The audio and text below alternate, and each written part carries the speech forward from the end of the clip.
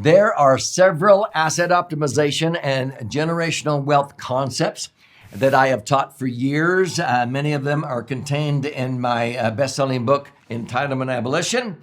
I want to gift you a free copy of this, so stay with me to the end of this episode. This particular episode is talking about the third false belief pattern out of three that I explained in the book.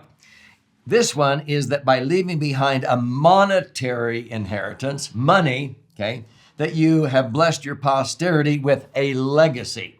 I dispel that myth in the book, and I show you how to leave behind far more than just financial assets, and you will bless your posterity into perpetuity. So get ready. You're going to gain insights into some things that maybe you have not thought of before.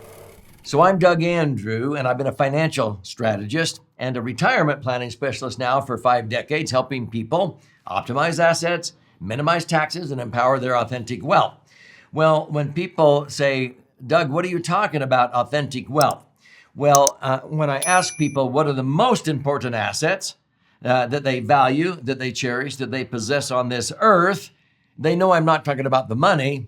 And they say, well, family, our faith, our beliefs, our health, our heritage, our wisdom, our knowledge, our experiences, our alliances. Yeah. See, these are what I call the legacy dimensions.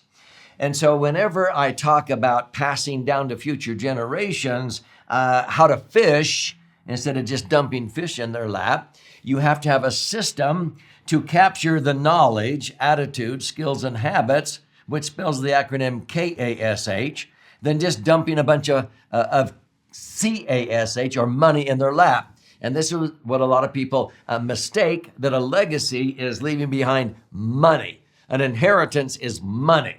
No, I would rather leave behind the knowledge. If I had to choose between knowledge, attitude, skills, and habits and C.A.S.H, I'd choose the K.A.S.H any day. So let's talk about how to dispel this false belief pattern that an inheritance is leaving behind just money, okay? So to dispel that, let's make sure you understand the framing. This is the three-dimensional approach. It's a three-legged stool, and we have the financial dimension, the foundational dimension, and the intellectual dimension.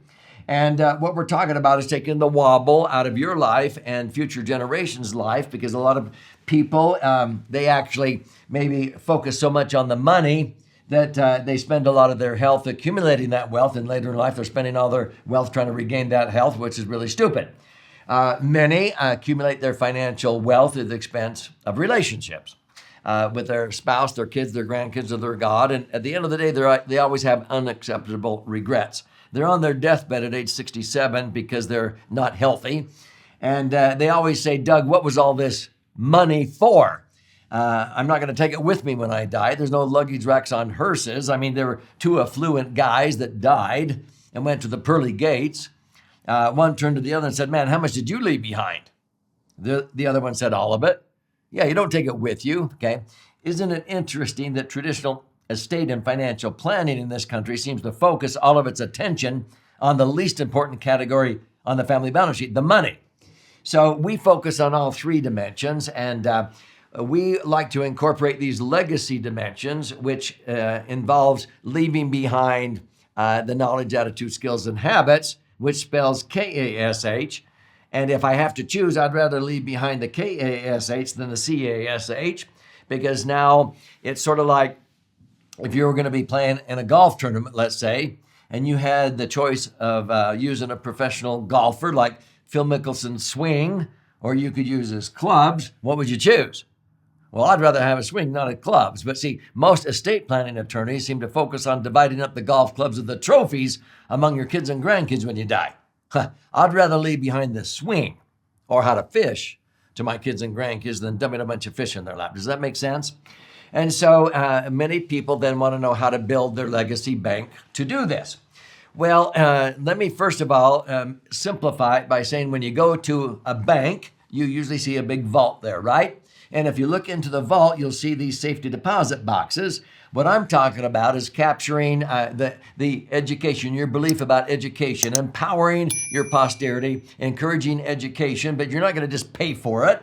They have to get scholarships or work hard, and for every dollar that they might earn in a scholarship or towards college, you might match it dollar for dollar, but you require skin in the game. Okay, and you capture some of the wisdom and knowledge that you've learned, good and bad experiences, and you want to capture that. Spirituality, relationships, and so forth. And so you capture all of that knowledge, attitude, skills, and habits, and then you deposit it into the safety deposit boxes that your future generations can have access to.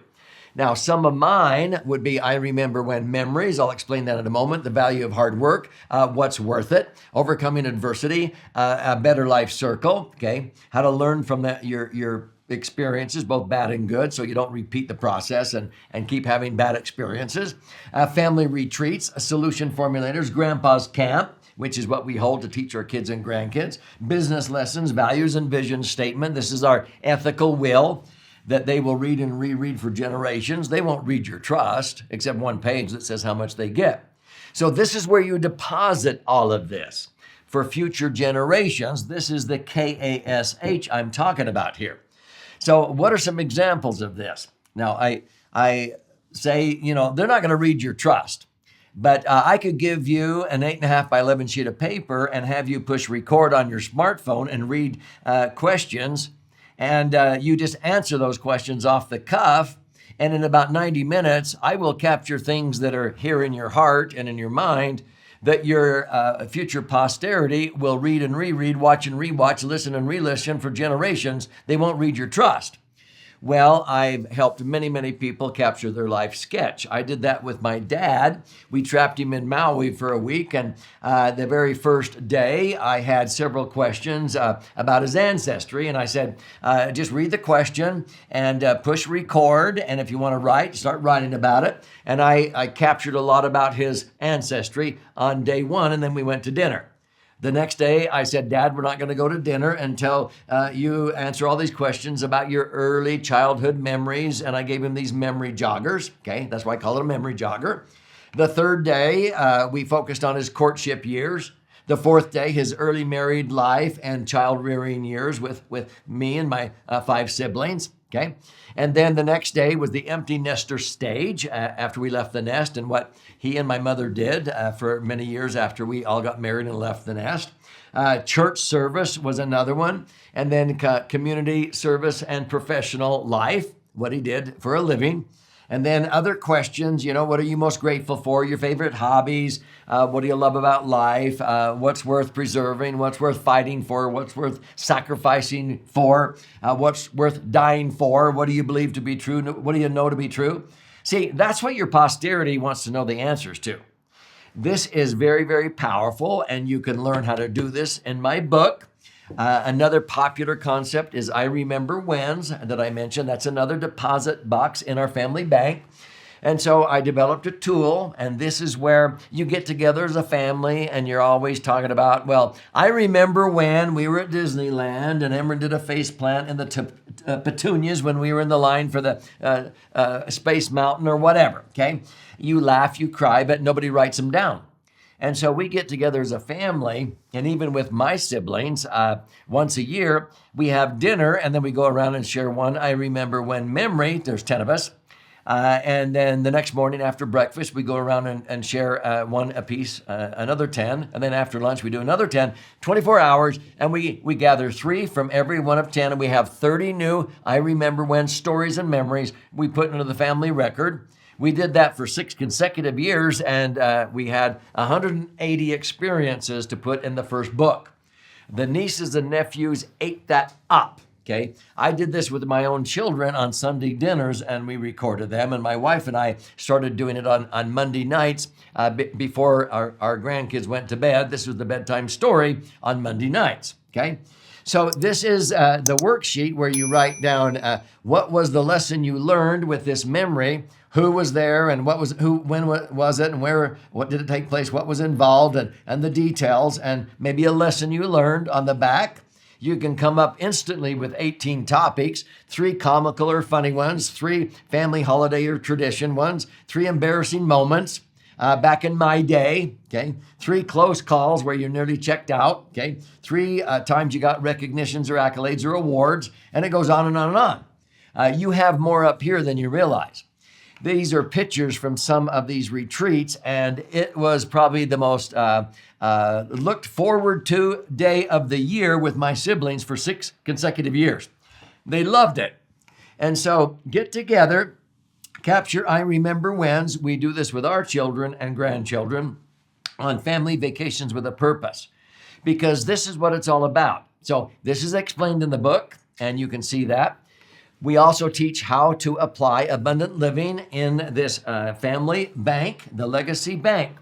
How do we do that? Well, again, if you have a trust, your kids will never read that document, but I would rather leave behind equal opportunities instead of equal distribution. So when you analyze how most trusts are set up, it is different than our holistic approach. And so there's a difference between equal distribution trusts versus equal opportunity. Equal distribution, when you die, it's just chunk, chunk, chunk, chunk, and divided up and dumped in their laps. It ruins half of the kids in this country.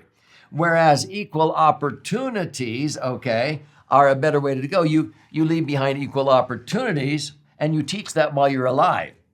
And so in this exercise, you go through and analyze, how are you going to teach your future posterity? How are you going to give them access to financial resources and also the C.A.S.H, knowledge, attitude, skills, and habits, as it relates to education, helping them with health and medical, emergency needs, business ventures or loans, personal loans, supplemental income, and weddings.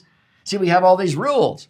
And now the family knows that we're going to contribute towards a significant honeymoon, not a lavish wedding. That's what we believe in, okay? Personal residence, family enrichment retreats, vacations, charitable. If they're going to buy a home, they can borrow up to $100,000, but they have to pay it back. They can go into a business venture with us, but they have to buy us back at the then value of the business, or they could borrow and pay it back. It's not a handout.